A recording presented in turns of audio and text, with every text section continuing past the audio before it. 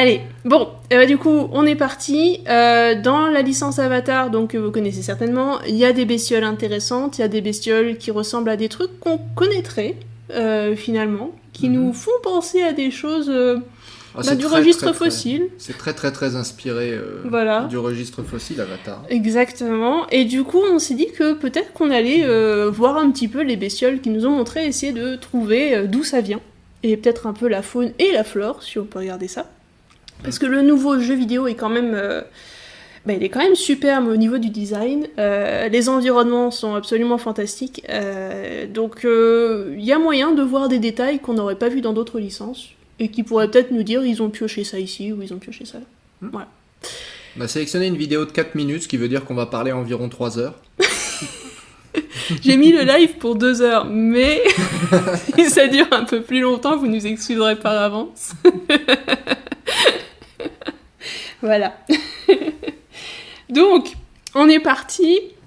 Normalement, il y a un peu de son sur la vidéo. Il y a la superbe musique d'Avatar, évidemment, qu'on connaît tous. Pour ceux qui l'ont pas vu, ou qui l'ont pas fait le jeu, du moins, il y aura pas de spoiler parce que, on n'a pas fait le jeu, donc on connaît pas le scénario. Enfin, je connais le scénario vite fait parce qu'évidemment, je me suis documenté un petit peu, mais on n'a pas vraiment fait le jeu, donc on va de toute façon pas parler de l'histoire, on va pas parler du gameplay non plus, on va juste parler des environnements, donc voilà. Vous en faites pas trop pour les spoilers, normalement, il y en aura pas. Voilà, donc les superbes environnements. Limace. Ouais, alors attends, tu veux qu'on remette sur ça? Allez, on commence fort, on commence par une limace. Petite limace. Volante. Ça me fait plus penser à une bactérie en fait, avec 2 flagelles derrière. Avec 2 flagelles, ah oui. Hein. Et puis en plus, ça a l'air d'être un peu touffu, tu vois, on dirait un truc... Ouais, c'est pas des limaces, c'est des chenilles. Ouais. À la limite. Ouais, mais ça vole. Du coup, on dirait une paramécie avec 2 flagelles. Du coup, c'est un truc qu'on n'avait pas trop vu dans... C'est pas un truc qu'on a vu dans les films, ça. Non, ils ont rajouté pas mal de choses pour les jeux vidéo, finalement. Il y a ces 2 petits machins à l'arrière, là, ça fait plus comme les engoulevents. Comme des plumes, du coup. Ouais, comme des plumes. Ouais. Les plumes à l'arrière des engoulevents, ou à l'arrière des Confucius ornis, du coup, si on revient au fossile. D'accord, donc c'est un mix bactérie-oiseau. Et pourquoi pas. Ok, donc on a une bactérie machin chose qui vole, on sait pas trop comment ça vole. Bactérie, chenille, oiseau. Ouais. Ah. Oh, c'est pas mal. Allez. Alors ça, c'est l'environnement. Normalement, c'est la première image de l'environnement que tu vois quand tu sors de... Alors, du coup, les insectes, ils ont ils ont qu'une seule paire d'ailes. Bah, on dirait. Parce que tout sur Pandora, là, si on remet les chevaux, ouais. Sur Pandora, tout ce qui est inspiré tétrapode, du coup, est en fait hexapode. C'est ça, ils ont 3 paires de pattes. Du coup, Pandora, ils ont inversé la logique.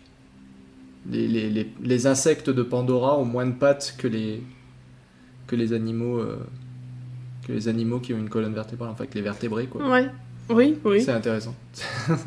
Il y a plus de pattes sur les vertébrés que sur les autres. Et tu regarderas sur les oiseaux, sur les trucs qui volent, t'as que 2 paires de pattes en fait. Bah parce que la 3e c'est les ailes, non?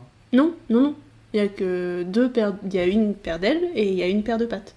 C'est quelque chose qui avait choqué parce que du coup t'as les navis qui sont les seuls trucs avec une seule paire de bras. Ouais. Alors que tout a 2 paires de bras là, comme les chevaux. Non mais t'avais l'espèce de singe lémurien là qui était entre les deux avec les bras qui commençaient à fusionner. Ah oui. Au niveau de l'humérus. C'était le prolémurus. C'est ça. Le prolémurus qui a les 2 bras. Enfin, ça fait genre un bras à moitié fusionné. Est-ce qu'on peut trouver une image? Du prolémurus? Ouais, montrer une image du prolémurus. Du coup, l'évolution a lieu sur Pandora. Puisqu'on voit du coup Prolémurus qui est le chaînon manquant entre les navis et... C'est lui là. Oui. On va y arriver. Ah bah voilà, là on le voit. Voilà, donc là c'est Prolémurus avec effectivement les bras fusionnés au niveau de ce qui doit être l'humérus, j'imagine. Donc il est à mi-chemin à devenir un navi en fait. il a le début de fusion des 2 paires de bras en une seule paire de bras, ce qui va donner les navis après. Ce qui est marrant par contre, c'est qu'il a que 2 doigts. Alors que les navis, ils en ont 4 normalement. Bah oui, ça va donner la fusion des 2 mains à 2 doigts, donnera les 4 doigts des navis. Oui, bah c'est vrai, du coup il y a les 2 qui sont ensemble. C'est logique. Tant pour moi. C'est complètement Autant logique. pour moi. Et puis du coup, il a plus les... Je crois qu'il a moins de branchies aussi. Il a moins d'yeux aussi surtout. Et il a moins d'yeux, ouais. Parce qu'il en a que 2. Il a une paire d'yeux alors qu'ils ont tous 2 paires d'yeux. Enfin, tous les vertébrés de Pandora ont 2 paires d'yeux et lui, il n'en a qu'une seule. C'est ça. Donc c'est Polymuris, le chaînon manquant. Donc ils y ont pensé, même à ça, ils sont pas mal, ils sont pas mal. Bloqué. Voilà. Merci. Très bel environnement inspiré de mangrove, là. Ce qui est bien dans le jeu, alors après j'ai vu quelques gameplays du jeu, pour regarder un petit peu les environnements, pour voir comment c'était, et en fait c'est un... ce qui choque quand on va dans une forêt tropicale, une forêt vierge, c'est les différentes couches successives de biomasse, de biodiversité qu'on peut trouver dans la forêt tropicale, c'est-à-dire que vous avez plusieurs niveaux. Donc vous avez effectivement le niveau là où vous marchez, sur le sol, mais vous avez aussi en dessous, donc sous la terre, sous la litière de feuilles, etc. Puis vous avez différents niveaux des arbres, et sur chaque arbre, vous avez plusieurs niveaux, avec plusieurs petits écosystèmes en quelque sorte, jusqu'au niveau du dessus, qui va être votre canopée. Et là, en fait, c'est pas mal retranscrit dans ce jeu-là, parce que vous avez beaucoup de déplacements verticaux, contrairement à une map assez basique d'un open world basique, parce que c'est un open world là, clairement. Vous allez avoir juste du déplacement sur le sol, plus ou moins en 2 dimensions, alors que là, vous allez pouvoir explorer aussi plus haut, dans le ciel, au sommet des arbres, sur des collines, etc. Et donc il y a beaucoup de déplacements qui se font finalement en hauteur, plutôt que de se faire à droite, à gauche, devant, derrière. Et ça retranscrit pas mal, du coup, cet effet forêt vierge, jungle, qui est comme ça, avec plusieurs niveaux, dans lesquels tu dois te balader. Donc, tu te balades dans les niveaux écologiques, quoi. Et après, c'est pareil, vous avez aussi plusieurs zones dans le jeu, alors évidemment avec différents types d'insectes, différentes plantes, différents machins, qui sont censés retranscrire différents environnements, différentes zones, différentes biosphères, en quelque sorte, voilà. Donc c'est intéressant, c'est pas mal fait de ce point de vue-là. Là, on a un environnement qui est inspiré mangrove. Alors c'est marrant parce que ça ressemble à des arbres plutôt de zone tempérée, mais le bas, là, ça ressemble plus à de la mangrove. Et du coup, on imagine bien cette végétation qui est adaptée au battement des inondations. Ouais. Et là, cette plateforme là qu'il y a en dessous de chaque arbre, en fait, c'est le niveau d'inondation. Et en fait, ces arbres sont adaptés à ces niveaux d'inondation, exactement comme ce qu'on voit comme on voit les palétuviers, c'est ça? Les palétuviers, ils sont adaptés différemment, avec des racines qui vont profondément. Mais du coup, le haut des racines, c'est le battement du niveau de l'eau, en fait. C'est ça. Et donc là, c'est pareil, t'as les racines qui sont jetées, je sais pas comment c'est foutu ces arbres-là, ouais, c'est marrant. C'est jeté de côté, en gros, au niveau de battement de l'eau pour pas se faire emporter, du coup. Ça a pas l'air d'être des racines, ça a l'air d'être une partie du tronc qui, du coup, pousse, comme ça, et qui après remonte. Mais je sais pas trop comment ça pousse. Ça a l'air marrant, mais on dirait que ce sont des trucs style sapin qui poussent en plus au-dessus. Mais effectivement, ça fait penser à ça, t'as raison. Du coup, c'est un peu, on pourrait imaginer ça comme une stratégie, c'est-à-dire que c'est une graine qui aurait poussé en dessous du couvert végétal et qui serait allée chercher la lumière dans le lit de la rivière, mais du coup, ça pousse sur le côté pour aller dans le lit de la rivière et pouf, ça va chercher la lumière. Tout au-dessus. Comme il y a tellement de concurrence en fait dans cette communauté végétale que du coup, il y a des plantes qui se seraient adaptées pour aller chercher de la lumière à un endroit où c'est impossible d'aller la chercher, c'est-à-dire dans la zone d'inondation en fait. Là où rien peut pousser, parce que du coup le courant emporte tout. Et ouais. Du coup il se plante sur le côté et zou, il pousse sur le côté et vous va chercher la lumière vers le haut. C'est ça. C'est intéressant comme... Ce Non, serait marrant idée. Comme stratégie évolutive en fait. Finalement c'est logique. Après je sais pas exactement comment ça marcherait pour avoir cette plateforme. Ou alors s'il y a des inondations régulières, parce que si l'eau monte régulièrement, du coup ça pousse à un certain moment où ça... Ouais, je sais pas. Ouais, non, parce que là, la physique, clairement, elle va se faire voir. Hein. Là, la gravité, elle va un peu se faire voir, on est d'accord. Mais... oui. Après, ça dépend des racines. Tu me diras, s'il y a un gros système racinaire derrière, oui, pourquoi pas. Faudrait que ça développe éventuellement des petites radicelles là, vers le bas pour faire des piliers. Après, ouais. Mais du coup, les piliers se feraient emporter par la marée, ça ramènerait le problème. Non, ça marche pas. Ça marche pas. Ça ne marche non, pas. Faut qu'il y ait le système racinaire de l'autre côté. Bon, enfin bref, du coup c'est marrant parce que c'est pensé... Il y a des idées, je trouve. Il y a de l'idée. encore là. Les environnements sont super... Alors, tu vois, il y avait des fougères arborescentes. Ouais, je crois qu'on en revoit après, mais hop, on peut remettre les fougères. Les fougères. Les fougères. Oui, les fougères arborescentes là sur le côté. Ouais, et qui du coup sont rouges, ce qui est intéressant aussi, parce qu'il y a de la couleur pas mal dans les environnements de Pandora, mais vous savez que sur Terre, on a aussi des plantes qui sont rouges. Je sais pas si vous savez, mais en gros, c'est une différence des carottes. Oui. Une différence de pigment. Mais ça, c'est la racine. Ça prend pas la lumière, la racine. Mais je pense qu'ils ont déjà vu des carottes. Hein. Des choux rouges, peut-être. Ce serait peut-être plus adapté, les choux rouges. Mais en gros, c'est dans les forêts tropicales et dans certains endroits du monde où il n'y a pas beaucoup de lumière qui traverse le couvert végétal, vous avez des plantes qui ont une autre technique pour capter la lumière. C'est-à-dire qu'au lieu de capter les radiations que les plantes vertes vont capter, ils vont capter des radiations différentes qui vont être captées par des pigments rouges cette fois-là, pour du coup pouvoir capter ce qui n'est pas capté par les autres. Et ça va leur permettre, notamment quand tu as un couvert végétal très fort, de quand même avoir de la lumière et donc de faire de la photosynthèse malgré le fait que t'aies pas beaucoup de lumière, que le reste soit un peu piqué. Donc ça, c'est marrant parce que celle-là, au contraire de celles qu'on verrait sur Terre, qui normalement seraient sous un gros couvert végétal, celles-là, elles sont complètement en hauteur comme ça et il n'y a rien au-dessus. Donc c'est amusant. Mais ça suggère que la variété, enfin l'extrême couvert végétal de Pandora, parce que c'est une jungle quasiment partout, Pandora, ça a généré de la compétition à tel point que du coup, il y a une grande diversité de photopigments qui ont été développés par les plantes. C'est ça. Ça se rationalise relativement bien. C'est ça. Alors du coup, si les pigments, vous les connaissez, c'est les caroténoïdes, on en a déjà parlé. Les caroténoïdes, allez, voilà tes trucs volants. Des trucs volants? Non, c'est pas les trucs volants, ça c'est un autre. Ça c'est un truc volant, ça. Mais non, c'est une autre bestiole. Ah, c'est un truc volant? Mais oui, c'est un truc volant. Oh, peut-être. Encore plus marqué avec les algues, cette variation de coloration. Oui, c'est vrai. Il y a des algues de tas de couleurs différentes, effectivement. C'est dû à la différence de profondeur aussi. C'est pareil. Dans la colonne d'eau, oui. Ça va être le même problème, c'est de la pouvoir filtration absorber de la lumière, tout simplement. La filtration de la lumière par la colonne d'eau qui va forcer l'utilisation de différents photopigments. C'est ça. Donc oui, c'est intéressant. Quand on le cultivera sur Mars, peut-être les plantes seront rouges. Qui sait? Bon, les Pandora. Sur Pandora. Sur Pandora. Nous avons des espèces de rhinocéros requins marteaux. C'est ça. Et toujours avec ces 3 paires de pattes. Ça change pas. Mais alors, ils sont cuirassés, ceux-là, et ils ont des espèces de... Ouais, on les voit dans le film, ceux-là. Ouais, ceux-là, on les voit. Alors, attends je te trouve le nom de ce truc-là. Le rhino-marteau.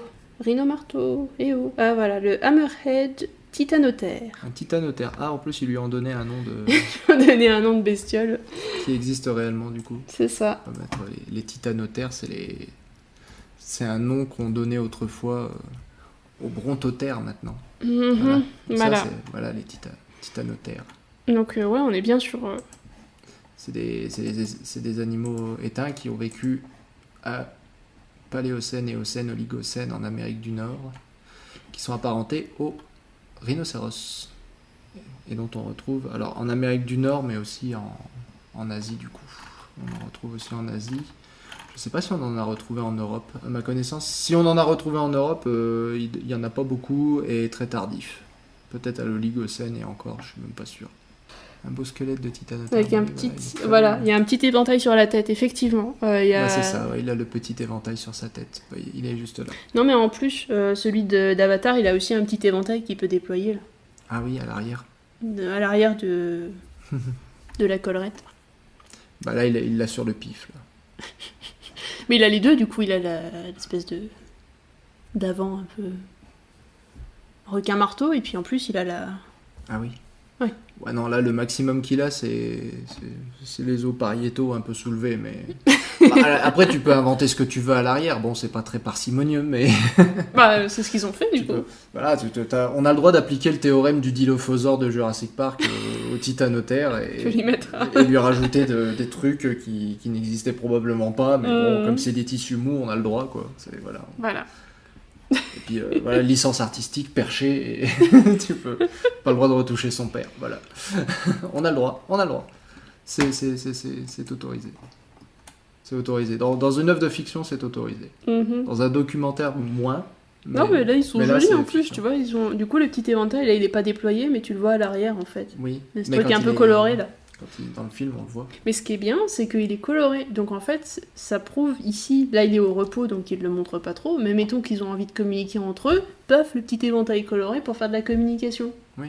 C'est bien, ça. Dans le film, il l'utilise pour communiquer peur, aussi, pour faire peur pour faire à peur. ses opposants.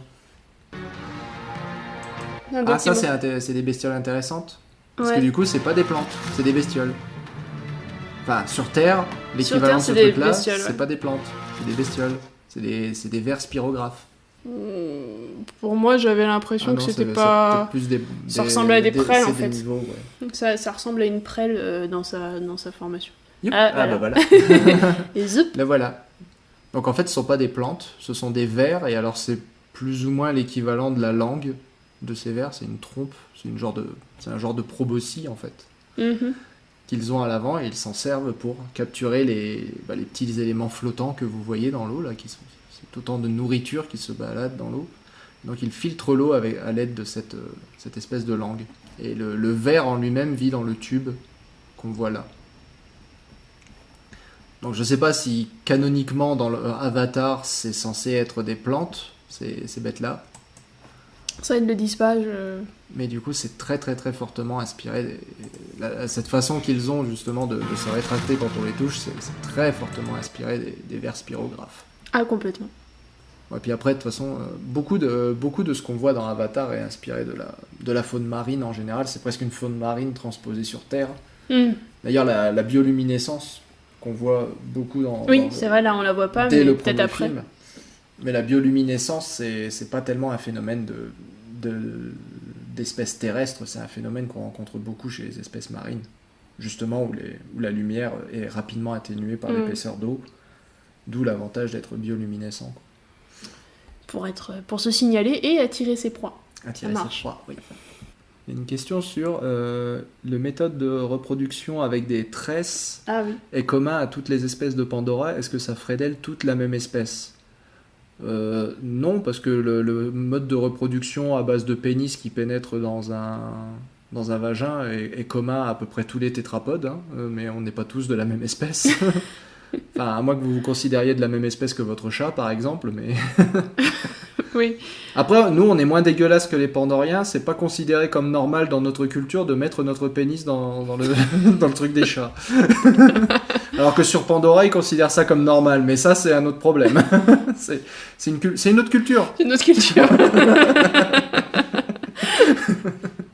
Mais c'est une bonne question, en effet. Est-ce qu'un mode de reproduction commun, c'est forcément... C'est vrai que chez les fleurs, par exemple, on classifie beaucoup les fleurs sur leur mode de reproduction. Enfin, les plantes, de manière générale, on les classifie surtout à base de leurs fleurs. La dernière fois, on avait les euphorbes, par exemple. Ouais. Où j'étais impressionné par juste la diversité de formes des euphorbes. Parce qu'il y en a qui branchent, il y en a qui sont des boules, il y en a qui ont des piquants, il y en a qui en ont pas, il y en a c'est des arbres. Il y en a qui ont des sortes de feuilles même, il y a un peu de tout. Il y a un peu de tout, et tout ça appartient au même genre, Euphorbia. Et tu te dis, mais qu'est-ce qu'elles ont en commun ces bestioles ? Quand tu regardes la fleur, c'est exactement la même pour toutes les Euphorbia. Enfin, c'est pas exactement la même non plus, mais je veux dire, c'est le...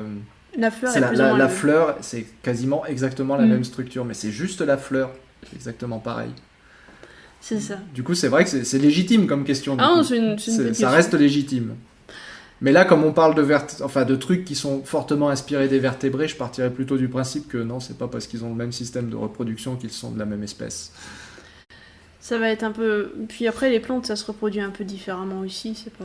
Oui, puis la génétique des plantes... Génétique des plantes, c'est compliqué. Alors que nous, si on essaie de se reproduire avec... Parce que là, on suppose que du coup, ils ont un code génétique, vu que t'es capable de créer des trucs mi-avatar, mi-humain, vu que tu peux en prendre le contrôle, enfin bref. Il y a un truc qui doit avoir de l'ADN quelque part, c'est clair. Donc, tu dois certainement être soumis aux mêmes règles que nous sur Terre, j'imagine. Il faut que tu autorises...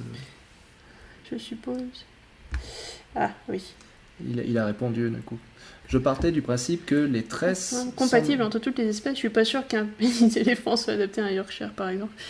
Non, c'est sûr. Je répondrai quand je verrai Neytiri faire ça à une souris.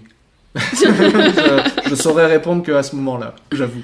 Ça, on n'a pas vu. Mais disons que techniquement, tout est compatible, ça dépend à quel point il faut forcer. C'est pas vrai. Voilà, ça a littéralement mis 48 secondes de vidéo avant de partir en cacahuète. C'est parti en live déjà. Bon, c'est logique. Tout est compatible, tout dépend de la quantité de scotch nécessaire. Chatterton, ouais. C'est ça. Bon, vidéo. Revenons à la vidéo. Bref. Ça, c'était très intéressant. C'est des verspirographes, t'as vu? Des mousses. On ne s'intéresse jamais aux mousses. Mais tu vois, sur Avatar, il y a des mousses. Oui. Des mousses de la famille des bryophytes.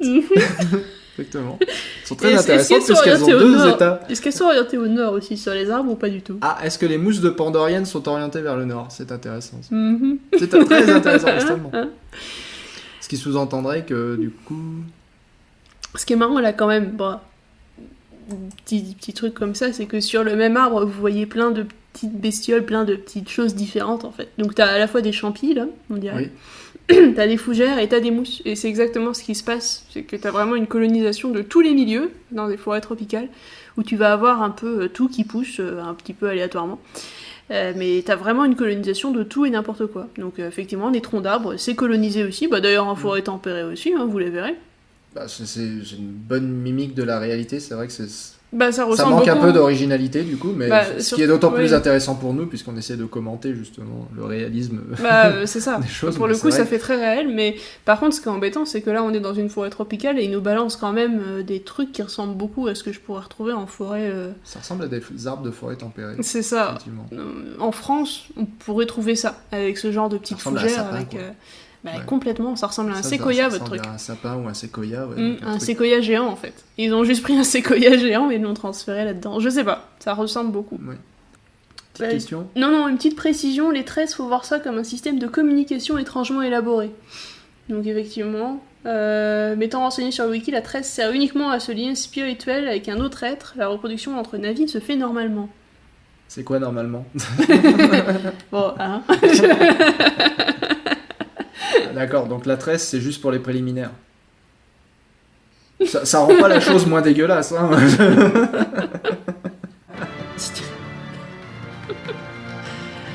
Un arbre creux. Oui, et un trou. Et alors là, nous avons des fougères. Voilà, ça c'est très inspiré fougère, ça encore. C'est de la fougère. C'est complètement des fougères. Ça c'est complètement du sapin, c'est complètement des fougères. On parlera de la géologie un peu après. Ouais. Oui. Ah oui. Là, il y a du lierre. Ou un truc similaire. Oui. Donc c'est... La vigne vierge, peut-être. Ah oui. Oh, il y a de la beetle. Ah oui, alors là, ça ressemble à une gazelle pandorienne. C'est exactement ça saute. C'est un cerf machin chose, là. Mais là, on voit du coup des bestioles qui volent et je sais pas ce que c'est, on dirait des... Est-ce que tu arrives à comprendre ce que sont ces petits êtres bizarroïdes, là? Non. On dirait qu'il y a une capsule avec des trucs en dessous, là. Ouais, c'est ça. On dirait une moule qui vole. Il n'y a pas de coquille. C'est la coquille, ce serait le truc du dessus. Là, non, mais c'est... Ouais, mais non, mais ça bouge. C'est une sorte de poche en peau, en fait. C'est pas dur. Donc une méduse. Ouais, c'est complètement une méduse. Volante. Mais ils nous ont déjà fait le coup des méduses dans le 1, là, avec les graines de l'arbre. Oui. Est-ce que ce serait pas un truc qui serait lié... Enfin, du coup, est-ce que c'est des graines d'arbre ou est-ce que c'est une bébête, ça? Ou un genre de sauterelle avec un parachute. Ouais, c'était marrant parce que dans le premier film, il y en a qui proposent un poulpe désert. J'aime, je valide, j'aime. je veux le poulpe désert. Parce qu'il y avait dans le premier film, c'était marrant, il y avait le lézard là qui s'envole en faisant... Ça, c'était pas mal, ça. Je crois qu'on le revoit un peu plus loin dans cette vidéo, mais il y avait le lézard qui s'envole en faisant... Oui, du coup... Un insecte avec une poche, voilà. Genre un ballon d'hélium. Un bon gros scarabée. Un poulpère, j'aime le poulpère. Regarde le poulpère. Ça, c'est du scarabée complètement. Ça, c'est un scarabée, mais du coup, il a qu'une seule paire d'ailes. Donc on dirait qu'il a pas de pattes. Comment il fait pour atterrir, du coup? Il atterrit jamais. C'est un scarabée qui vole pour toujours. Ah, bah revoilà les arbres. Et du coup, c'est un seul, regarde. Ils sont très fiers de leurs arbres. Mais en fait, c'est des branches, regardez, un seul tronc. Ah oui, il y a un seul tronc et hop, ça fait Et des ça, troncs. ça fait des branches. D'accord. Et du coup, t'as le tronc ça joue ça dans le gameplay ou comment ça marche? Tu peux certainement monter dedans, j'imagine. En gros, est-ce qu'ils ont inventé ce design parce que ça a une fonction dans le gameplay ou bien est-ce que Non. c'est juste comme ça, ils avaient une idée et ils se sont dit que ce serait super Non, marrant. je pense qu'ils ont fait ça comme ça, mais à mon avis, tu peux grimper dessus, ouais, comme un peu dans tout. Après, il est possible aussi que c'est un arbre qui a poussé comme ça à une époque où il y avait de la terre, mais après il y a une inondation qui a viré la terre et du coup maintenant il a cette forme-là. Bah non, parce qu'ils ont tous la même forme autour, alors tu te dis que ça doit être l'espèce. C'est peut-être l'espèce qui est comme ça du coup. Mm-hmm. De toute façon, je préférais ma théorie avant, comme quoi c'est une stratégie évolutive. Donc, mais du coup, ouais, je suis pas sûre que possible de pousser comme ça. Il faut imaginer que ce soit des branches. Alors nous, après, on fait ça quand on fait ça ressemble beaucoup à des arbres en culture, genre les poiriers, ce genre d'arbres. En fait, tu les fais pousser, donc tu as le tronc central au milieu. Et puis après, tu vas écarter les branches pour que ça pousse comme ça à divers intervalles. Donc en fait, effectivement, tes branches, elles font un angle droit. Et ça va te permettre de récupérer tes poires ou n'importe quoi plus facilement. Donc ça me fait penser à ça. Bon, après, c'est pas sur un seul plan, donc là, c'est un peu dans tous les sens, mais ça fait vraiment penser à ça, c'est marrant. Ou alors un truc qui a été... beaucoup de fil de fer, quoi. Non, pas tant que ça. Ou alors un truc qui a été greffé sur un autre. Ah oui. Ah oui, ça fait penser à une greffe, effectivement. Il y a une technique japonaise comme ça qui consiste à greffer des arbres différents sur d'autres et qui, du coup, te permet d'avoir des angles droits. Comme ça. Alors je sais plus le nom de la technique, mais pareil, c'est une technique de culture qui passe pas mal sur les bonsaïs aussi. Et ça ressemble beaucoup à ça. Alors par contre là, c'est le même arbre, donc ouais. C'est marrant. Bon, c'est intéressant. C'est intéressant. Bah, c'est marrant aussi parce que du coup, ça me fait penser à... Il y a des chercheurs en écologie qui avaient étudié pas mal de sections de la forêt amazonienne et qui s'étaient rendu compte qu'en fait, c'était pas du tout de la forêt vierge, en fait, ça avait été hyper modifié par l'être humain. Donc notamment par des brûlis, par la culture, Effectivement. Du coup, il y avait eu des arbres qui avaient été plantés, etc., etc. Et du coup, ils se sont rendus compte que ce qu'on appelait la forêt vierge n'était pas du tout vierge, en fait. Enfin, du moins, il y a des endroits de cette forêt vierge qui sont pas du tout vierges, en fait, qui sont hyper anthropisés. Et du coup, on pourrait faire l'hypothèse que sur Pandora, c'est anthropisé, c'est pas hyper anthropisé, admettons. C'est pas une ville. C'est pas une ville. Non, mais du coup, la forêt n'est pas naturelle, elle a été modifiée par l'homme. Et du coup, là, ce serait du coup marrant de s'imaginer que les Pandoriens, du coup, enfin, les Na'vi, ont aussi fait des greffes et modifié leur forêt. Et du coup, cette forêt, elle est pas du tout vierge et intouchée, elle est navifiée. Navifiée. Navifiée. On peut pas dire anthropisé, c'est pas des êtres humains, donc navifié, du coup. Donc c'est pas un arbre à fracture, ça va. Ah, et puis là, il y a ces bêtes-là, un peu bizarres. Je crois qu'on va les revoir après. Pomme de poire et Scooby-Doo. Un squelette. Voilà. Ah bah là, on a tout. Donc c'est ma section à moi. C'est la géologie et le squelette. Vas-y, fais-toi plaisir. Les Na'vi, ils foutent tout en l'air. Ils foutent en l'air la nature. Effectivement, non mais c'est terrible, on peut pas leur faire confiance. Mais c'est impossible de toute façon de vivre sans... On existe forcément, on dépend de quelque chose d'autre. Donc les Na'vi, ils ont beau faire les hippies autant qu'ils veulent. Faut forcément qu'ils butent des trucs pour vivre. Ouais, donc, de toute façon, ils n'ont pas le choix. Ils échappent pas aux lois de la thermodynamique. Il va forcément falloir qu'ils détruisent quelque chose pour qu'eux-mêmes existent. Rien que respirer, ça enlève l'oxygène de quelqu'un d'autre. Exactement. C'est terrible. C'est terrible. Faut arrêter de respirer. Sauve un chat, arrête de respirer. Là, on a un beau petit squelette et on a donc déjà on a de la belle géologie ici, de la bonne sédimentation. Hein. Ah, on voit bien les couches. Belles strates alternées avec du blanc, du noir, du gris. Donc ça ressemble quand même. Bon, c'est sédimentaire. Hein. Ça a bien l'air sédimentaire. Entre les marnes et le... Ouais, je sais pas. C'est ça. Des marnes intercalées calcaires, quoi. Donc lacustre ou lagon, éventuellement. Ouais. Ça, c'est joli. C'est joli. Et puis, donc, le squelette au milieu. Donc, qui ressemble c'est une bestiole qu'on va voir un peu plus tard, je crois, dans la bande-annonce. Mais on peut voir du coup que le crâne, il est très inspiré. Ça me fait penser à une baleine, en fait. Avec cette espèce de pointe vers l'avant, ici. Avec cette grosse fosse, ici, là, ce trou qui fait penser à la fosse temporelle, du coup, de la baleine. Donc, ça fait très fortement penser à un crâne de baleine. Est-ce qu'il en manquerait pas un bout aussi? Ah si, il en manque un bout, là. C'est enfoncé dans la terre, là, en bas. Puis après, il y a encore une bosse sur le... Et puis la colonne vertébrale, c'est marrant parce qu'il y a ces trous dans les arcs neuraux ici. C'est logique en fait, parce que du coup, ça va finir par faire un peu lourd sur ta bestiole, à force d'avoir beaucoup d'arcs neuraux comme ça. Ouais. Non. Par contre, il y a un truc qui marche pas, et ça c'est quasiment dans tous les films qui veulent nous montrer des squelettes. C'est que dans tous les films qui nous montrent des squelettes, on voit les squelettes comme ça, avec la cage thoracique vers le bas qui fait... Alors que la cage thoracique... qui fait une cage, littéralement, qui fait un genre de tunnel. Et ça, on voit ça dans énormément de films. Et en réalité, un cadavre, quand ça se décompose pas comme ça. Un animal qui meurt, il va tomber au sol, éventuellement sur le ventre. Donc la cage thoracique sera dans cette position-là. Mais ce qui va lui arriver après, c'est qu'il va gonfler. Oui.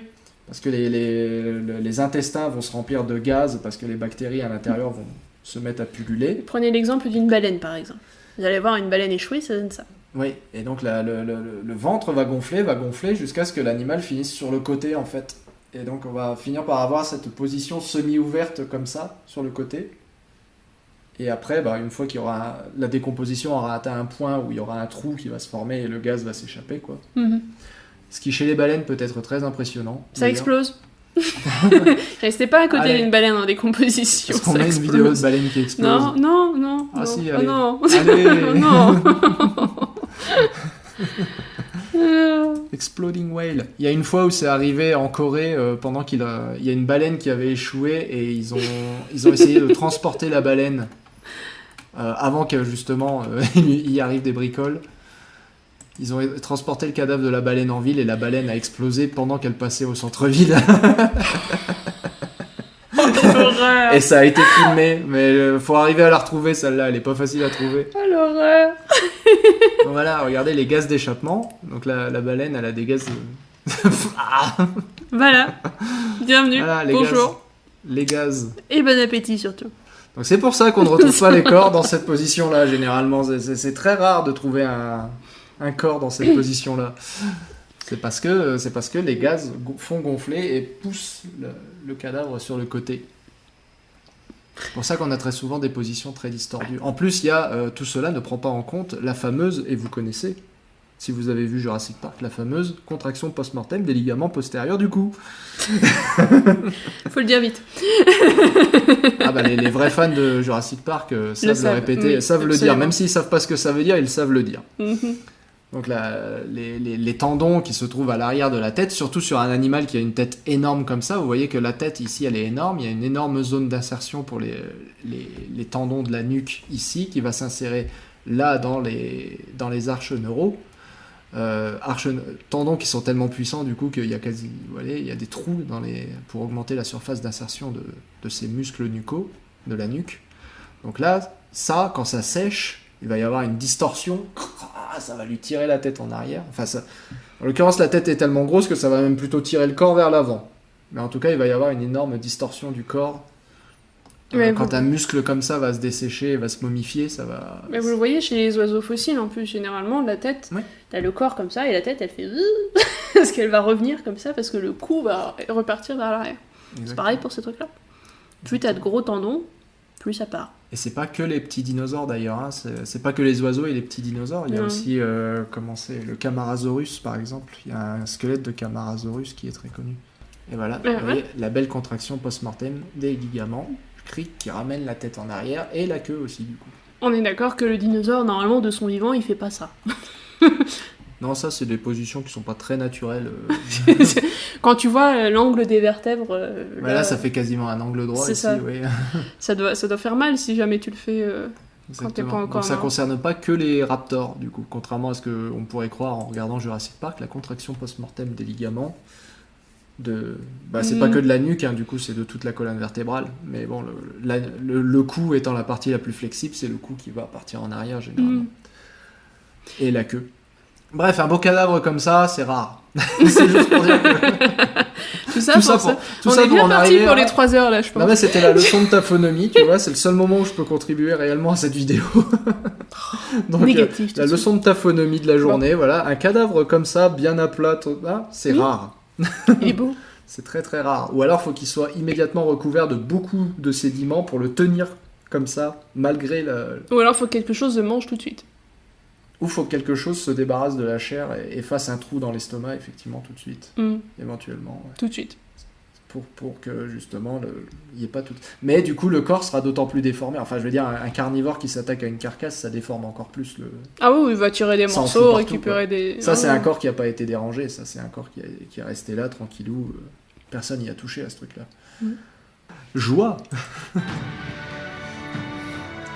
Attends, il y a des questions. Ah, il y a des questions. Devant Avatar 1, Julien espérait à fond la victoire du général méchant. Le général, mais il n'est pas méchant, le général. Franck Dubosc avec des muscles qui ne voudraient pas le voir gagner. C'est vrai qu'il était drôle. C'est vrai qu'il ressemble à Franck Dubosc. Là, tu viens de changer ma vision du film. Là. Oh, bon sang. C'est Franck Dubosc. Le vrai. Franck Dubosc vindicatif. C'est vrai en plus. Là, les bestioles à crête. Ah oui, il y a des crêtes. Est-ce qu'on les voit de plus près ou pas? On va les voir de plus près, normalement. Voilà. C'est pas la même, ça, non? C'est pas la même? Non. Regarde, ils ont pas la haute crête comme l'autre. C'est pas juste le même avec la crête déployée? Mais non, regarde, ils ont la crête sur les côtés, ceux-là. On dirait qu'ils ont un bouclier avec un truc sur le dessus. Ils ont une crête sur la tête et une crête sur le dos, et ils ont une crête en trident, donc c'est... Ça au moins, c'est assez original. Y a pas à dire. Oui, non, ça, c'est pas mal. C'est intéressant. Là, pour le coup, j'ai pas grand-chose à dire parce que ça ressemble à rien. Ça ressemble à rien. Pauvre bête. Ça ressemble à rien. Alors que celui-là, il ressemble à mort à un dimétrodon. Ouais, mais avec 2 antennes sur le dessus. Oui, il a des antennes. C'est un dimétrodon, mais avec des antennes d'escargot. Mais du coup, ouais, avec sa crête là sur son dos, ça fait très dimétrodon, ça. Et du coup, il produit du son avec ça. Ouais, alors attends. Du coup, j'imagine que c'est ces trucs-là, là, ça fait comme des plaques qui doivent striduler les unes sur les autres, comme chez les cigales. Ouais. Ça se frotte en fait. Il dit que du coup, la crête peut s'ouvrir ou se fermer, et ça peut donc attraper les vents pour faire du son. Ah, ça attrape le vent, d'accord. Voilà. Donc c'est le vent qui souffle entre les plaques. Voilà, et donc le son est envoyé dans une sorte de chambre, une suite de chambres internes qui vont donc se contracter ou s'ouvrir pour faire des sons différents et qui vont relâcher le vent qui est capturé à l'intérieur de manière assez explosive pour que justement ça fasse un gros son. D'accord, donc ça marche plus ou moins comme un orgue, en fait. C'est ça. C'est un orgue sur pattes. Ils disent que le son est tellement fort que ça peut désorienter ou même incapaciter la plupart des trucs vivants à côté. Ah bon? C'est marrant ça. Donc faut quand même qu'il y ait de sacrés sons. Alors j'imagine que du coup c'est une histoire de sac aérien. Bah c'est pas vraiment des sacs aériens, enfin pas comme chez les oiseaux. Non mais comme tu as des trucs qui rentrent et qui ressortent, et il doit y avoir un système similaire. Oui. Qui sert pas à la respiration, mais... Il va y avoir avoir des conduits. Voilà. Il va y avoir des conduits. C'est marrant, ça fait vraiment des plaques. Donc on a un peu... Ça fait un peu tatou. Un très petit... Ouais, tatou. Ça fait un peu tatou, mais avec une crête de dimétrodon, mais qui fait de la... Mais contrairement à dimétrodon, fait de la musique. C'est pas une hypothèse qui a été proposée, ça, pour le dimétrodon, faire de la musique. Faisait de la musique? Ouais. Non. Parce qu'on a eu l'orientation avec le soleil, mais on n'a pas eu la musique. Non. Bah, c'est dommage. Le seul, c'est Parasaurolophus. Hein. Ouais, c'est sûr, on disait qu'il y avait de la musique comme dans une corne. Dans sa crête, oui. Mais par contre, oui, le dimétrodon, non, ça, c'est jamais venu sur la table. Hein, ça, c'est pas mal, du coup. En fonction de comment il s'orientait dans le vent, ça faisait de la musique ou pas. Comme les criquets, ils stridulent, tu sais, en frottant les pattes ou les plaques les unes contre les autres. Ouais, c'est ça, en se frottant contre les arbres. À la tête de la forêt derrière. Femelles, sans les fougères arborescentes. Bon sang. Non, ça n'a jamais été proposé, ça, qui s'en servait. Ou peut-être, comme elles ont des longueurs différentes, ça se trouve, il n'y avait pas de membrane sur les vertèbres de dimétrodon. Il n'y avait pas de membrane, c'était juste l'os apparent. Et comme c'est de longueurs différentes, ils jouaient au xylophone dessus. possible. C'est possible. Ça peut faire du son. Ça semble compliqué, mais c'est pas hyper parcimonieux, j'avoue. Ça implique une certaine connaissance de la musique. Puis ça implique de trouver les baguettes. Où sont les baguettes fossiles pour On n'a pas trouvé les baguettes. Attends, mais ça se décompose. C'est les parties molles, c'est le bois fossile, tout ça, c'est compliqué. Mais regarde les troncs d'arbres fossiles qu'ils ont trouvés à proximité, c'était peut-être ça. Ah oui. Ah oui. Ouais. Ou alors peut-être qu'ils se frottaient les uns sur les autres, tu sais, avec leur... Ça faisait une cacophonie de dimétrodon. Profitons-en pour faire de la science avec ce délire. Mais c'est à ça que ça sert, le principe d'actualisme, c'est que justement, il faut s'arrêter à ce qu'on connaît aujourd'hui. Parce que sinon, on peut partir dans à peu près toutes les directions, toutes les spéculations sont autorisées et on va nulle part en fait. Voilà, tu peux t'amuser autant que tu veux, mais bon, on est parti dans un monde fantastique après. Hein. Et c'est pour ça qu'on est un peu coincé par ce principe d'actualisme, que oui, s'il n'y a aucun représentant moderne d'un type écologique qui a peut-être existé par le passé, bah on est cuit, voilà, c'est tout. C'est une des grandes limitations du principe d'actualisme. Ouais. Et c'est pareil parce qu'on m'avait fait la remarque sur une vidéo d'ailleurs, c'est pareil pour les cultures du paléolithique comparé aux cultures modernes. Oui, il y a probablement des cultures qui ont existé par le passé qui n'ont aucun équivalent moderne, ça je suis d'accord, mais le problème c'est qu'on ne peut pas inventer une culture. C'est comme dans Avatar, ils se sont obligatoirement basés sur quelque chose qu'ils connaissaient. C'est comme ça que ça marche l'imagination. Vous partez d'un truc que vous connaissez et vous imaginez à partir de ça. Et si vous n'avez pas ce genre de muse, de moyen d'imaginer quelque chose d'autre, bah, vous ne pouvez pas l'imaginer à partir de rien. Ouais, c'est pas seulement on ne peut pas réfléchir au-delà de ce qu'on connaît, c'est surtout non, mais il te faut une base de départ. Oui, il te faut une base de départ, mais le principe d'actualisme, c'est plus fort que ça, c'est que tu n'as pas le droit de réfléchir au-delà de ce que tu connais. Oui, bah ça, après c'est la science. Voilà, mais après pour l'imagination, ça c'est aussi un autre... C'est pour ça que dans Avatar, pour le coup, ils n'ont pas vraiment pu faire des choses si différentes que ça non plus. Il fallait bien qu'ils se basent sur quelque chose. Sinon ils ne pouvaient pas. On peut partir plus loin. Avec l'imagination, on peut partir beaucoup plus loin, mais il faut aussi que ça parle aux gens à qui tu t'adresses. Oui. Et c'est ça le problème aussi. Pour arriver à faire un truc cohérent aussi, c'est compliqué, parce que comment tu arrives à faire un truc complètement cohérent dans un monde dont tu ne connais pas les règles, où tu les inventes juste sur le moment, et finalement tu sais pas trop comment ça va... C'est difficile de voir toutes les conséquences d'une règle physique. Il disait un truc intéressant sur ce Sandblast Colossus. Ah ouais, qu'est-ce qu'il fait ? Il est principalement solitaire, mais tout en étant solitaire, il utilise sa voile pour communiquer. Après, Sandblast, ça évoque quand même quelque chose de bon, tu vois, plus que... Donc oui, ça... Oui, infrason, oui. Comme les éléphants. Les éléphants, ils communiquent très longue distance avec les infrasons qui se transmettent ça, c'est dans avec le les sol. papates, ça. Ouais, qui se transmettent dans le sol, du coup. Bah, peut-être que là, tu vois, il y a des grosses papates qui ressemblent à celles de l'éléphant. Peut-être qu'il réceptionne le son avec ses pattes aussi. Ah, bon, je sais rien. Ça veut pas dire qu'il entend avec les pattes, hein, d'ailleurs. Non, personne n'a les Il y a des gens qui comprennent pas, les éléphants, ils entendent avec les pattes. non. Le son est réceptionné au niveau des pattes, mais après, il remonte le long du bras dans l'oreille. Voilà. Ils entendent avec les oreilles. Hein. C'est juste que le son remonte le long des pattes. Les vibrations, qui sont des vibrations sismiques, hein, les infrasons, c'est du sismique. Ça remonte le long des os, en fait, exactement comme ça traverse le sol. Ça remonte le long des os, et le crâne des éléphants est extrêmement pneumatique, et ça fait caisse de résonance, du coup, et pouf, ça envoie le son dans les oreilles. C'est un peu comme celui d'une baleine. Non, c'est pas le même principe. C'est pas le même principe. Les baleines, c'est pas le même principe. Mais les baleines communiquent aussi sur de très très longues distances avec des infrasons. Il y a des possibles enregistrements de baleines qui discutaient aux deux extrémités de l'océan Atlantique, tu vois. Une à Washington et l'autre pas mal. À Londres, tu vois. Pas mal. Et qui envoyaient des phrases, et en fait la phrase était répétée par l'autre. D'accord. Ouais. Ah, c'est chouette ça. Donc elles peuvent communiquer de très très très très loin. C'est mieux que les emails. Donc du coup, ça peut avoir l'air solitaire du coup, alors qu'en réalité, ils vivent juste sur des groupes qui sont très très éloignés, enfin qui sont très très éparses, parce qu'ils communiquent de très loin. Mais ce qui est intéressant, c'est que du coup, ils disent que la voile et la coloration de la voile sont utilisées dans la communication. Et pour moi, la coloration du truc, faut quand même être proche. Bah, tout ça, c'est des outils de communication. Donc oui, communication, ça implique qu'au moins à un moment de leur de leur vie, ils sont pas solitaires. Il faut bien qu'ils se reproduisent, j'imagine. Et comme la reproduction, c'est la phase la plus importante, la sélection naturelle va favoriser tout ce qui permet la communication pendant la saison de reproduction. Donc t'as pas forcément besoin de vivre en groupe pour avoir des structures de communication très élaborées. Si elles sont très avantagées pour la reproduction, tu vas avoir des structures de communication qui sont très élaborées, même chez un animal solitaire. Tu prends les scarabées, par exemple. Les scarabées rhinocéros, ils ont des énormes structures qui servent à communiquer le fait que c'est eux les boss. Tu vois, c'est eux c'est moi le chef, c'est moi le patron. Oui. Mais bon, pourtant, ils sont pas spécialement sociaux comme animaux. Communiquer, ça peut être avertir les potentiels prédateurs qu'il est un peu gros pour eux, non? Oui, effectivement. Ou qu'il est... ceci dit, il est déjà gros, donc il n'a pas besoin de les avertir. Mais qu'il est empoisonné, par exemple. Oui. Voilà, comme les coccinelles, par exemple, ce genre de choses, qui essaient de dire « Attention, je suis pas bon à manger ». Oui, là, ça peut servir à ça aussi. Possible, oui. Effectivement.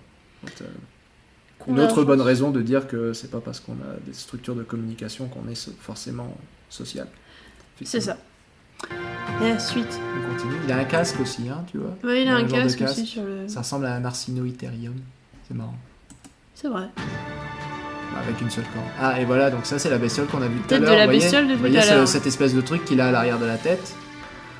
L'espèce de fosse, en fait, c'est pour ses yeux, du coup. Vous voyez, là, c'est la fosse qu'on voyait tout à l'heure, c'est en fait ça, c'est sa corne, du coup. Et là, il a l'espèce de pointe sur le sommet du casque. Et alors là, on a un avis qui vous donne l'échelle de c'est gros. C'est gros. Alors, je sais pas pourquoi on les a jamais vus avant dans Avatar. Mais après, ça obéit. Ça a l'air d'être une bestiole qui transporte une partie de leur chargement, tu vois. Ça a l'air d'être comme des éléphants. Ils les ont décorés. Ouais. On dirait que ça doit être une des peuplades navies qui les utilisent certainement pour se déplacer. Ah oui, comme des éléphants. Comme des olifants Comme des olifants. Dans Le Seigneur des Anneaux. À tous les coups. Ouais, du coup, ils sont peints, etc. Voilà. Donc là, c'est basé sur les éléphants asiatiques. Mais moi, je veux voir une connexion, moi. Je veux voir des préliminaires. Non, mais est-ce qu'ils font des préliminaires avec ces bêtes-là? Déjà, où vous vous connectez à cette bête-là? C'est pas marqué. C'est où? Elle est où sa dreadlock? Elle est où sa dreadlock? Je reste persuadé que c'est une souche. C'est vrai qu'il y a un peu de végétation dessus en plus. Ouais, on dirait qu'il a un arbre qui pousse sur son dos. Alors, est-ce que c'est comme les paresseux, ça se déplace tellement lentement qu'il y a des trucs qui commencent à leur pousser sur le pelage? Mais moi, c'est un truc que j'arrête pas de demander qu'on voit dans des documentaires ou même des produits culturels, c'est voir des animaux qui sont des écosystèmes. Et ça, c'en est peut-être un du coup. C'est à chaque fois, quand on nous montre des dinosaures dans les documentaires, on nous montre des machins gigantesques. Mais ils sont tous tout propres. Il n'y a pas de poussière, il n'y a pas de cicatrices, ils sont toujours tout propres. Les cicatrices, si, ils en mettent maintenant. Des fois, ça arrive un petit peu sur la tête parce que ça leur donne un côté badass, mais tu sais, il n'y a aucune volonté de réalisme, c'est juste parce que ça fait badass, quoi. T'as fait utiliser. C'est ça, ouais. Ils sont tous tout propres et tout, et non, tu veux voir des cicatrices, tu veux voir des plaies purulentes avec des insectes dessus, tu veux voir des petits machins qui picorent les vermines sur leur dos, voilà, quoi, qu'il y ait de la vie sur ces animaux gigantesques, quoi. Mais comme tu disais, même les animaux actuels, t'as les paresseux, il y a des algues qui poussent sur leur pelage. Puis les baleines, t'as des chaque baleine a des baleines sur son dos. C'est ça, même. C'est comme ça que ça marche. marche. T'avais pas dans Avatar des genres de baleines sur les... Je crois, après ça m'a pas marqué, hein, mais... Mais ouais, les baleines, elles ont des balanes, elles ont des parasites, elles ont des machins qui leur sucent le sang. Il y a tellement de prédateurs qui essaient de les choper à un moment ou à un autre aussi, que de toute façon elles ont des trucs. Puis bon... Donc tu vois les buffles, ils ont des pique-bœufs là sur le dos qui leur mangent leur petite vermine, mais qui aussi leur sucent leur sang au passage d'ailleurs. Oui, et puis plein d'autres oiseaux aussi qui se baladent et qui les utilisent, et puis il y a plein de choses sur une bestiole, c'est comme sur un arbre, t'as de la place pour faire pousser un écosystème. Exactement, donc là c'est ça, là faut qu'on nous montre ça un petit peu. Moi je sais c'est hyper compliqué à modéliser, mais là, passez moins de temps sur les mousses, plus de temps sur... Elles sont jolies les mousses, elles sont jolies. C'est des jolies mousses. C'est des jolies mousses. C'est rien qu'une mousse, mais elle est jolie. Voilà. C'est des braves bêtes, on dirait, ces bestioles-là. Par contre, il y a un truc avec la géologie de Pandora, c'est que... Oh, peut-être ça, c'est le petit lézard qui vole. Ah, mais le lézard là. qui vole en disque, là. Wouh. C'est un Longisquama qui a pété les plombs. Longisquama, il avait juste 2-3 trucs... Alors, du coup, je fais ma petite remarque sur la géologie après, mais jusqu'à présent, sur Pandora, on n'a vu rien d'autre que du karst. Hein. Ça se demandait comment ça s'est formé. C'est du paysage karstique partout, tout le temps. C'est les causes du Larzac. Avec des rochers flottants. Tu oublies les rochers Avec flottants. des rochers flottants, oui, éventuellement. Hein Mais qui sont peut-être du karst, tu sais pas. c'est peut-être du karst flottant, Bah. éventuellement. Mais, Tu vois, là, ils flottent. Là, il flotte. Mais du coup, tu te demandes, parce que comme c'est du karst, bah, c'est du calcaire, et le calcaire, on sait que ça flotte pas. Alors, du coup, si tu dois faire l'hypothèse qu'il y a un minéral bizarre dans ces trucs qui leur permet de flotter, le fait que ça ressemble à de la roche calcaire, ça aide pas, quoi. Ouais. Mais ouais, là, tous les paysages qu'on a vus jusqu'à présent, partout, c'était du karst. Bon, je sais, le karst, c'est mystérieux, le karst. Voilà, si vous vous êtes jamais baladé dans le Larzac, ou dans la Baume des Fées, ou dans des trucs comme ça, c'est très joli, le karst. C'est très mystérieux. Il y a plein de trous. C'est les druides, ils adoraient ça.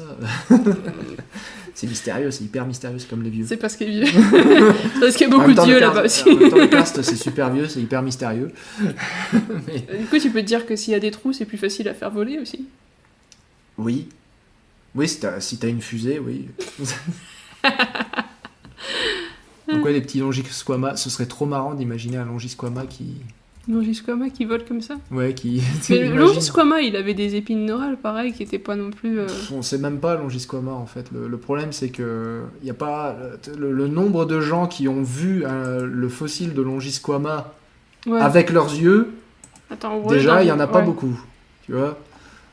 Punaise, il va falloir que je l'ouvre combien de fois ? Voilà. Ouais. Donc, le nombre de personnes qui ont vu ce fossile avec leurs yeux, leur vrai, il y en a pas beaucoup sur Terre.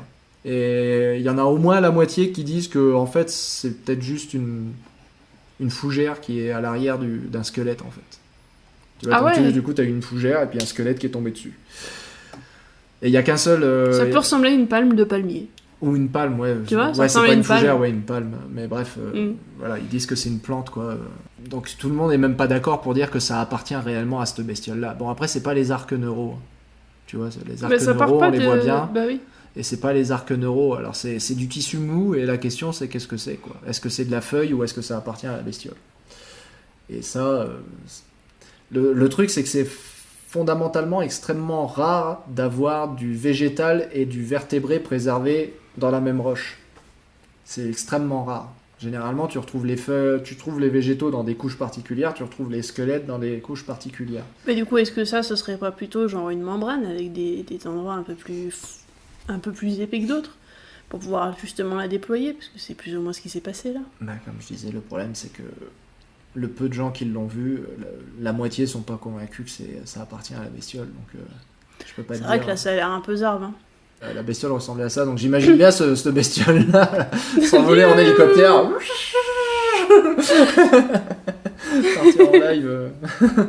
Partir en live vers le haut là. Bon, oui, du coup, ça doit filer la gerbe, effectivement. Là. J'imagine bien aussi le petit filet de vomi là, qui. Le petit filet de vomi bioluminescent parce qu'on est sur Pandora. C'est magnifique, Jake. Ça dans l'autre sens, mais oui.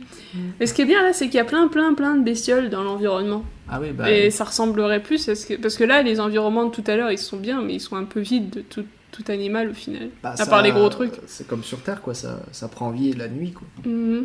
Parce que le jour, c'est un peu trop facile à repérer, là, tous ces petits snacks volants, là. Regarde, là. Donc lui, il a définitivement qu'une paire d'ailes et c'est tout. Mm-hmm. D'ailleurs. Non, il y en a deux. Il y en a deux. Et le vomi bioluminescent, regardez, c'est là. Ouais. C'est pas les mêmes bestioles. Ou c'est du caca bioluminescent, je sais pas. C'est des spores. Ça sort par l'arrière, donc c'est. Ça ressemble peut-être à des spores, tu sais pas. Peut-être. Spores. Des spores, mais venant d'un animal. Bah, tu sais pas, c'est peut-être une graine, parce que regarde les graines de l'arbre de l'autre, là, on ressemble à des poulpes. Ou à des méduses. Bon, enfin, là, et ça bougeait. Ça a l'air un peu mieux organisé qu'une simple graine. Il y a une Attends, tête, il y a un cucu, il y a une tétette. Tu vois pas la tétette C'est des mini Torokmaktu.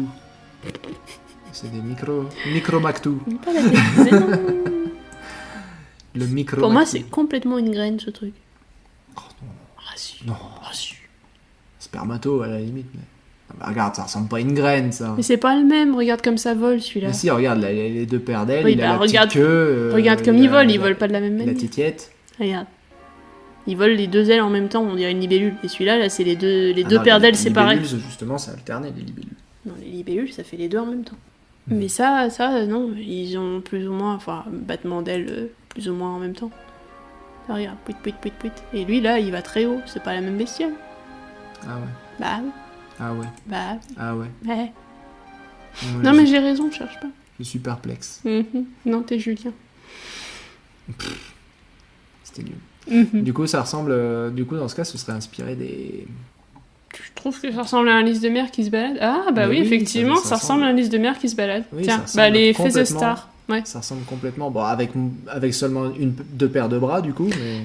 Oui. Mais ça ressemble carrément à un lys de mer en train de nager. Regarde. C'est à peu près le même mouvement. C'est vrai. Là, tu compares. Là, bleu. Attends, on le remet. Regarde. En plus, avec la musique, bleu. Et là, on remet celui-là, bleu. Là, tu vois ça. Avec les bras qui alternent, effectivement. Je trouve ça quand même vachement joli. Voilà. Ça, c'est un crinoïde, du coup. Ça fait bien joli, ces bestioles-là. Donc, c'est pas une plante. Si jamais vous n'êtes pas familier, ce n'est pas une plante, c'est de la famille des oursins. Crinoïdes. Enfin, ouais. C'est de la même famille que les oursins. Enfin, le même ordre que les oursins et les étoiles de mer. D'habitude, ça vit fixé sur le sol quand même. Oui, normalement, ça ressemble plus à ça. Ouais. Bah, justement. Non, merde. ceux-là, elles Raté. se baladent encore. Raté, elle se balade aussi, celle-là. Tu vois, elle a moins de bras. Du coup, il y a plus de vidéos de ces machins-là qui se baladent que de ces machins-là qui sont à leur état normal, c'est-à-dire fixés au bout d'une tige. Bon, en même temps, c'est tellement louvre-dingue de les voir. Mais normalement, il y a une tige là en dessous. Et ça vit fixé. C'est ça. Donc ouais, d'accord, ok. Allez, admettons, c'est une graine, mais encore une fois, fortement inspirée d'un animal marin. Tiens, donc, ouais, ça se déplace. Je pense que c'est semi-planctonique hein, quand c'est dans cet état-là. Hein. Ça se laisse diriger par les courants. Ça, c'est joli, ça. C'est très joli comme plante. Je sais pas de quoi c'est inspiré. Ça a inspiré du coup, c'est dans les grottes. Encore une fois. Encore une fois, c'est la faune marine, mais qui sert à décorer Pandora, du coup. Là, c'est de la méduse. Là, c'est en souterrain, par contre. C'est en souterrain, ça. Bah, regarde, t'as le plafond de la grotte. Ouais, tu vois. Des champignons bioluminescents, évidemment. Les reflets sont pas Les mal. fameux arbres des âmes. Des nuées d'oiseaux. Un arbre qui a pris le vent. Et qui, du coup, sert d'abri. D'abri pour les navires. Ou une autre tribu. Une tribu du coin. C'est tous des navis, mais après, il y a différentes tribus. Un des chevaux, du coup. C'est juste... Ensuite, c'est de l'herbe de la pampa, mais sans les feuilles. C'était quoi, une termitière, un truc comme ça? Ça, c'est une raie, tu vois. Tu veux voir la termitière? Ça peut évoquer une termitière. Non? Ou une ruche? Ouais, une termitière ou une ruche. Ouais, genre avec tous les nuées d'insectes autour. Ça, c'est complètement inspiré d'une raie, hein, du coup. Mais du coup, c'est un animal volant. Alors, je sais pas comment ça vole. Ouais, mais ça, faut pas trop poser de questions. Là, c'est vraiment ta gueule, c'est magique. Voilà. Hein. Parce que... Je vois pas comment ça a de l'importance, là. En fait, ça vole, mais comme une raie nage. C'est ça, c'est exactement ça. Je sais pas si l'air de Pandora est vachement plus épais que l'air sur Terre, du coup. Ça aurait du mal à respirer, mais c'est peut-être pour ça qu'ils mettent des masques. Ce qui est pas cohérent avec la façon dont ce papillon vole juste à côté, en fait. Donc là, c'est vraiment juste de la lévitation, quoi. Peut-être qu'ils ont des organes pour la lévitation, tu sais pas, en fait. Des ceintures anti-G. Ce sont des foutaises. Non, mais je suis sûre que j'ai raison. Du coup, ça, c'est des champignons, les éventails, ou bien... Moi, je trouve qu'il y a des boules disco, c'est surtout ça. Des boules disco. Il y a des boules disco. Regarde. Là, il y a des boules disco. Ça ressemble à des... C'est quoi, c'est des plantes avec des trucs autour? Alors ça, c'est complètement des plantes de la forêt tropicale, les feuilles découpées comme ça, je ne sais quoi le nom. C'est un truc qui pousse déjà de base, des feuilles comme ça, on en a sur Terre. Ça, c'est complètement pompé sur la forêt tropicale terrestre. Ouais, ça, c'est pas très... Ça, c'est pas très exotique. C'est pas très exotique. Alors là, on est sur un biome certainement un peu plus... Encore et toujours du karst. Un peu plus désertique, je vais dire, mais oui, pourquoi pas. C'est le Larzac, je suis désolé. Hein, c'est le Larzac avec des arbres rouges. T'as la lavande, et puis t'as le Larzac. Ça manque d'une La carte d'abeille. lavande, Mais... t'es sûr? Ouais, la lavande dans le Larzac, exactement. Bah, c'est pas ça le problème, c'est que la lavande, ça a des fleurs bleu-violettes, quoi. Ça, Ouais, bon, ça c'est rouge, rosé, ça va quoi. Ouais. C'est suffisamment proche quoi. Ouais, à la rigueur, ouais, mais c'est une plante de forêt, mais j'étais partie sur la bruyère. La bruyère, ça ressemble pas mal à ça. Ah oui, peut-être. Mais du coup, c'est pas une plante de milieu désertique, la bruyère. La bruyère, ça pousse en forêt. Là... Là, ça fait plus déjà un... Bon, c'est toujours un paysage calcaire, mais sous climat tropical, avec les pins de sucre, du coup. Et les cheminées de fées. Ça fait toujours paysage calcaire. Là, avec un gros arbre au milieu. Là, c'est Ah bah voilà, le gros l'arbre arbre. de vie. L'arbre maison. L'arbre maison. Et regarde, il se fait parasiter. Attends, remets le truc. Il est parasité là. Ouais. Bah oui, il y a des navis à l'intérieur. Non, stop. Là, les racines extérieures. Ah oui, il y a une épiphyte. Ouais. En fait, le tronc est mort. Et regarde, t'as de l'épiphyte qui pousse tout au-dessus. Et on dirait que c'est ça qui fait les feuilles vertes. Oui. Et on dirait que le tronc lui-même est mort. C'est vrai. Alors ça, c'est des choses qui arrivent régulièrement hein, chez les plantes.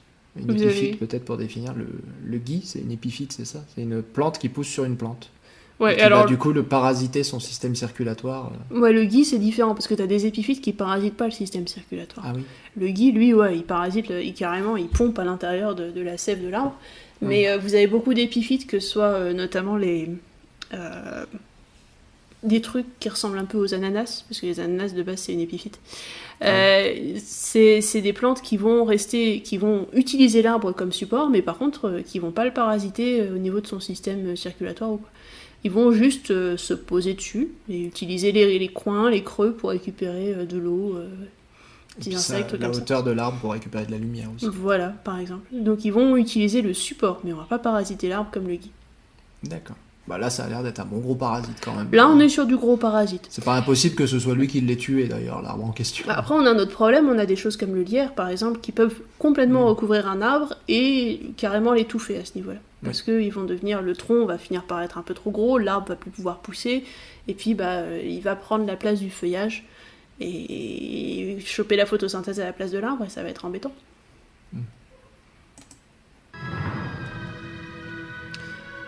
Mais à ne pas couper. Enfin, remarque le lierre, faut vraiment qu'il y en ait un paquet quand même. Normalement, coupez pas le lierre sur les arbres, c'est intéressant, c'est utile aussi.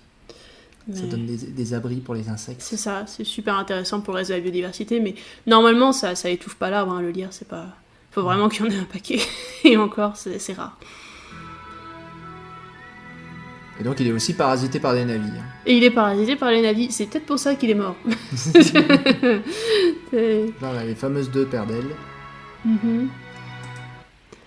C'était quoi? Comment ils appelaient ça, les montagnes... C'est ça qui est... Parce qu'évidemment, il y a plein de théories qui ont été faites sur comment ça se fait que ces montagnes magiques, là, elles sont capables de flotter. Les monts Alléluia, ou je sais plus quoi, comment ils les appelaient, là. Donc comment ça se fait qu'elles sont capables de flotter, mais quand vous regardez la structure de la roche, c'est définitivement de la roche sédimentaire, hein, c'est lithifié, hein, à mort. Et c'était quoi les théories, du coup? Bah, que ça doit contenir forcément des trucs magnétiques, ou tu sais, mais c'est pour que ça contienne des magnétites, faut que ce soit un minimum magmatique, quoi. Là, ça c'est sédimentaire. Les roches sédimentaires qui sont capables de contenir des éléments magnétiques en quantité suffisante pour flotter, même. Enfin, je sais pas quel phénomène géologique il faut invoquer là, mais c'est. La magie. La magie, ouais. Non, mais c'est magique. C'est quantique. C'est quantique. Cherche pas, c'est quantique. Mais là, on voit bien justement, là, la HD et tout, là, ça se voit super bien que c'est lithifié. Là, tu peux pas dire autrement que c'est du calcaire.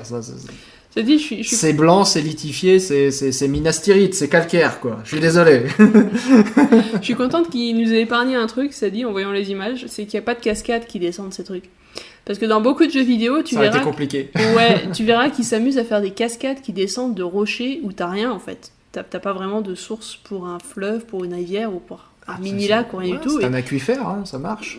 Ouais, mais de l'eau qui coule en continu sans qu'il y ait de pluie. Enfin, non. Genre le Faut dernier. qu'il y ait un petit nuage au-dessus en fait. Non, mais bah oui, mais non. Bah le dernier Zelda Breath of the Wild que je suis en train, pas Breath of the Wild, Tears of the Kingdom que je suis en train de faire.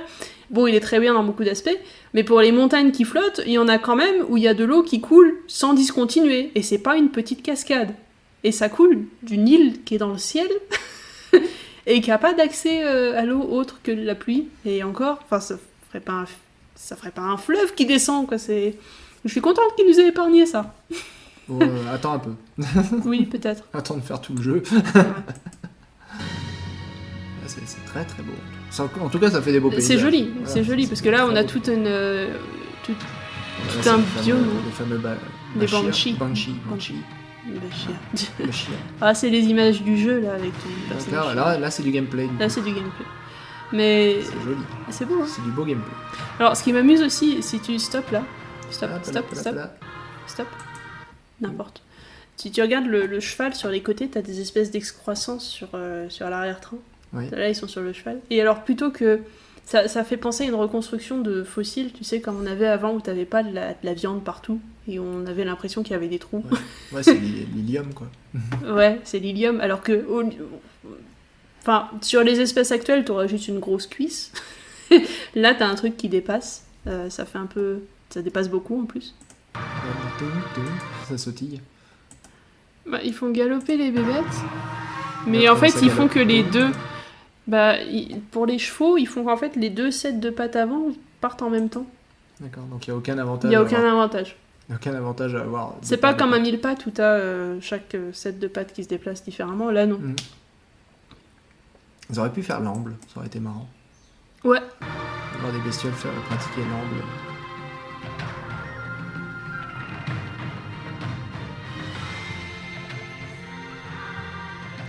Alors, le jeu, c'est... Les montagnes, alléluia. Ouais, c'est ça. Alors, Roland Le Hook avait fait le calcul pour montrer que c'était de nombreux ordres de grandeur pas possible que le magnétisme fasse flotter les montagnes. Donc, fil de cinéma invisible accroché au nuage. Là, il y a de la tectonique sur Pandora, voilà. Quand même, je voulais... Pour finir sur la géologie, parce que la vidéo, on est arrivé au bout. Mais voilà, pour finir sur la géologie, voilà, la tectonique sur Pandora, il y avait quand même des bons gros plis. C'est même pas du pli, là, c'est carrément... la bon. Terre s'est retournée, là. C'est peut-être nappe de charriage et tout, mais voilà. Tu vois, de la tectonique, il y en a eu. Hein, tu vois. Ça fait presque... Mais que dans du karst, du coup. Bah, je sais pas si c'est du karst, ça ressemble... Après, c'est peut-être juste parce que l'image est plus foncée que ça ressemble plus à de la roche volcanique, mais... D'accord. Ça a l'air de ressembler à... Là, de toute façon, il y a au moins un métamorphisme gigantesque. Ça ressemble à une forêt pétrifiée. Ouais, complètement. Je sais pas si ce sera canoniquement ça dans le jeu, mais c'est fortement inspiré d'une forêt pétrifiée, ça. Alors, c'est des sacrés gros arbres, hein. Ah bah, c'est des arbres c'est pandorien, quoi. Je veux dire, Puis alors, en plus, la forêt pétrifiée, elle est restée toute droite. Oui, mais ça arrive, ça. On en a des forêts pétrifiées du Carbonifère où les troncs sont encore en place. Hein. Mais souvent, il y a du sédiment autour, non ? Non, parce que du coup, les troncs sont en silice et le sédiment autour, c'est de la marne. D'accord, donc ça s'en va. C'est une roche plus soft, du coup, ouais, non, ça s'en va autour, en fait. Donc merci de participer, et puis on vous dit peut-être à la prochaine. Je vais essayer de refaire des lives les mardis si je peux, et puis bah sinon... À bientôt sur la chaîne, sur Entracte Science, sur Twitter, et sur Miss Plume, sur Facebook, enfin bref. Sur le courrier de la Sterne aussi. Allez voir le courrier de la Sterne si vous voulez plus de contenu Miss Plume. Ah oui, ça c'est surtout sur les oiseaux après, mais. Bah c'est Miss Plume. Oui, c'est vrai. Miss Plume, les oiseaux, ça va, c'est pas ça déconnant. Ça va, ça devrait aller. Oh, mais on n'était pas trop sur les oiseaux aujourd'hui, tu vois, donc. Voilà. Okay. Voilà. Donc bref, bon après-midi à tous, et puis à bientôt. Merci de nous avoir suivis.